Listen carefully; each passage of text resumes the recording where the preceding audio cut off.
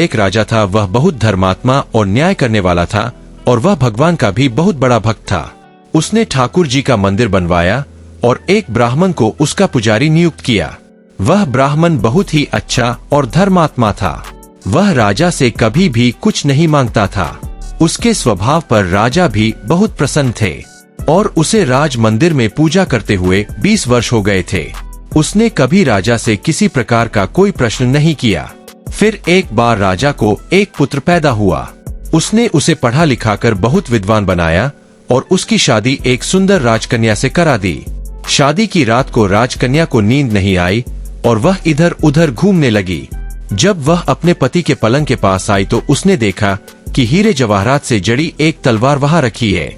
उसने उस तलवार को म्यान से बाहर निकाला तो वह तलवार बिजली के समान चमकने लगी। यह देखकर वह डर गई और डर के मारे वह तलवार उसकी हाथ से छूटकर राजकुमार की गर्दन पर जा गिरी और राजकुमार का सर कट गया और वह मर गया। वही राजकन्या अपने पति के मरने से बहुत दुखी हुई और वह यह सोचकर बहुत डर गई थी कि अगर मैं सबको सच बताऊंगी तो कोई भी मेरी बात पर विश्वास नहीं करेगा। सुबह होते ही राजकन्या विलाप करने लगी और कहने लगी कि मेरे पति को कोई मार गया। लोग इकट्ठा हो गए और राजा भी आ गया। राजा ने आकर पूछा किसने मारा है। वह कहने लगी मैं नहीं जानती वह कौन था, परंतु उसे मैंने ठाकुर जी के मंदिर में जाते हुए देखा है। राजा समेत सभी लोग ठाकुर जी के मंदिर में गए तो उन्होंने ब्राह्मण को वहां पूजा करते हुए देखा। सभी ने उसे पकड़ लिया। ब्राह्मण ने बहुत कहा कि मैंने राजकुमार को नहीं मारा, पर किसी ने उसकी बात नहीं मानी।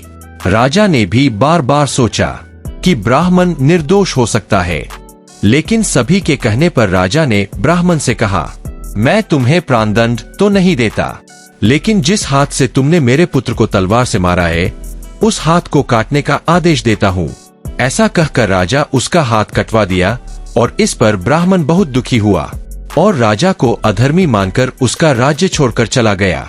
उसने फिर बहुत खोज की कि कोई ज्योतिषी मिले तो अपने बिना किसी अपराध हाथ कटने का कारण उनसे पूछूं। फिर उसे काशी में एक विद्वान ज्योतिष मिले। वह ज्योतिष से मिलने उनके घर गया तो वह ज्योतिष वहां नहीं थे। उनकी पत्नी उनकी आलोचना कर रही थी और उन्हें बहुत भला बुरा कह रही थी। थोड़ी देर में वह ज्योतिषी घर आ गए। उनके घर आने के बाद भी उनकी पत्नी उनका तिरस्कार कर रही थी, पर ज्योतिषी चुप रहे और उन्होंने अपनी स्त्री से कुछ भी नहीं कहा। इसके बाद वह अपनी गद्दी पर जाकर बैठ गए। ब्राह्मण को देखकर ज्योतिषी ने कहा कहिए ब्राह्मण देवता, आपका कैसे आना हुआ। ब्राह्मण ने कहा आया तो अपने बारे में कुछ पूछने, लेकिन पहले आप अपना हाल बताइए कि आपकी पत्नी अपनी जुबान से आपका इतना तिरस्कार क्यों करती है। तब ज्योतिषी ने कहा यह मेरी स्त्री नहीं, मेरा कर्म है। दुनिया में हम जिसे भी देखते हैं, भाई हो, पुत्र, शिष्य, पिता या कोई भी संबंधी, वह सब हमारा अपना ही कर्म है। अपना किया हुआ कोई भी काम शुभ हो या अशुभ हमें भोगना ही पड़ता है, इसलिए अपने कर्मों को खुशी से भोग रहा हूँ। ब्राह्मण ने पूछा आपने ऐसा क्या कर्म किया था। तो ज्योतिषी ने कहा पूर्व जन्म में एक कौवा था और आज जो मेरी स्त्री है वो एक गधी थी जिसकी पीठ पर एक फोड़ा हो गया था और फोड़े की पीड़ा से वह बहुत दुखी थी। उस फोड़े में कीड़े पड़ गए थे जिन्हें खाने के लिए इसके फोड़े पर चोंच मारता था, जिसके कारण इसे असहनीय दर्द होता था। एक बार इसकी पीठ पर चोंच मारते हुए मेरी चोंच इसकी हड्डी में घुस गई और वह दर्द से तड़प उठी। मैंने भी खुद निकालने की बहुत कोशिश की, परंतु वह अटक गई और नहीं निकल सकी। इसने सोचा कि पानी में मैं अपनी चोंच निकाल लूंगा और ऐसा सोचकर इसने गंगा नदी में प्रवेश कर दिया। गंगा का प्रवाह तेज होने के कारण हम दोनों बह गए और बीच में ही मर गए। 5 तब गंगाजी के प्रभाव से यह तो ब्राह्मणी बनी और मैं बहुत बड़ा ज्योतिष बना और आज ये मेरी पत्नी बनी है, जो कुछ दिनों के लिए मुझे अपने मुंह से गाली निकालकर मुझे दुख देगी। लेकिन मैंने चोट इसे दर्द पहुंचाने के लिए नहीं मारी थी, इसलिए इसकी समझ एक दिन ठीक हो जाएगी और अपने पूर्व कर्मों का फल समझकर मैं इसे सहन कर रहा हूँ और मैं इसलिए ही शांत हूँ और उस दिन की प्रतीक्षा कर रहा हूँ जिस दिन इसका स्वभाव अच्छा हो जाएगा। अब आप कहो कि आप यहाँ किस लिए आए हो। ब्राह्मण ने अपना सारा समाचार सुनाया और पूछा अधर्मी पापी राजा ने मुझ निरपराध का हाथ क्यों कटवाया। ज्योतिषी ने कहा राजा ने आपका हाथ नहीं कटवाया, आपकी कर्म ने ही आपका हाथ कटवाया है।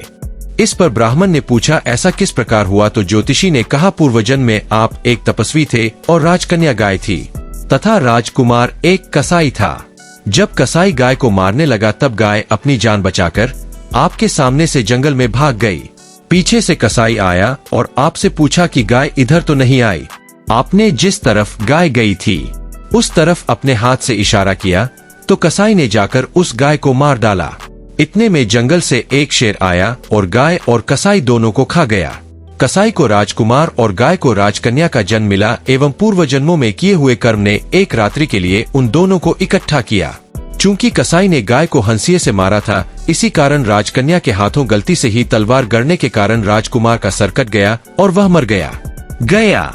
और तुमने हाथ का जो इशारा किया था उस पाप कर्म ने ही तुम्हारा हाथ कटवा दिया। इसमें तुम्हारा ही दोष है, किसी और का नहीं। मोरल ऑफ द स्टोरी, कहानी से शिक्षा।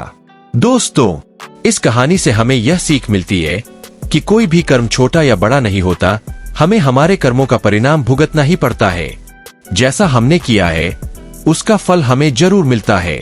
इसलिए हमें अपने कर्मों को सावधानी से चुनना चाहिए ताकि हम दूसरों को नुकसान न पहुंचा सके और अच्छे कर्म करके समाज में सहायता कर सके। हम इस कर्म सिद्धांत को मान ले और जान ले तो हम किसी भी घोर कर्म का फल भोगते हुए भी दुखी नहीं होंगे।